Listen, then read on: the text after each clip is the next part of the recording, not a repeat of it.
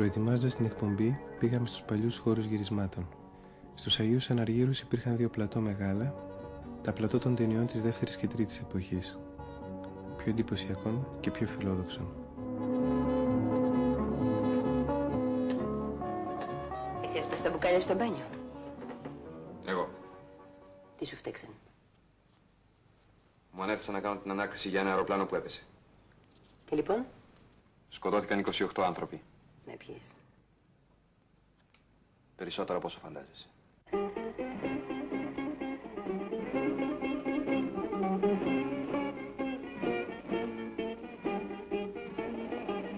Βρέχει φωτιά στη στράτα μου, φωτιά που με έχει κάψει.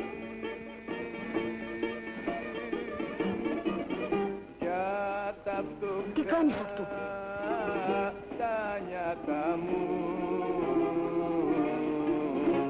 κανένας δεν θα κλάψει.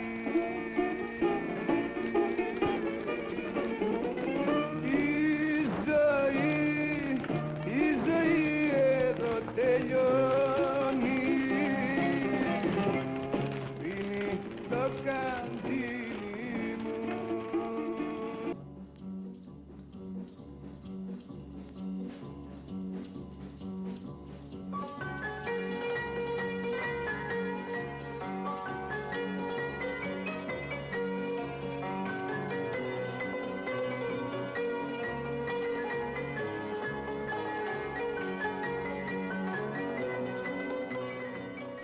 Πιο πριν οι ταινίες γυριζόντουσαν σε ένα μικρό πέτρινο κτίσμα που υπάρχει σήμερα στην οδό Σιόκου 6 απέναντι από το παλιό εργοστάσιο τσιμέντων Άτλας.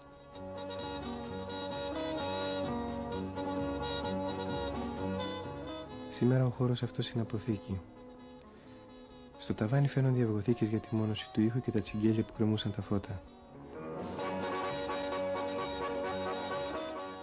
Εδώ έχουν γυριστεί οι πιο πολλές από τις ταινίες της πρώτης περίοδου.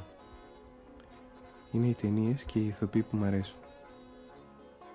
Από το δωμάτιο αυτό που ήταν το καμαρίνι έχουν περάσει ώρες της Μακρής, η Γεωργία Βασιλιάδου, ο Αυλονίτης και ο Φωτόπουλος, ο Χόρν, ο Νίκος Σταυρίδης, η Ιβόν Σανσόν και η Σπεράτζα Βρανά. Ορίστε. Ευχαριστώ. Σας καθυστέρησα. Λιγάκι. Πάτε για ραβώνες. Για ραβώνες πάμε. Τι πάμε?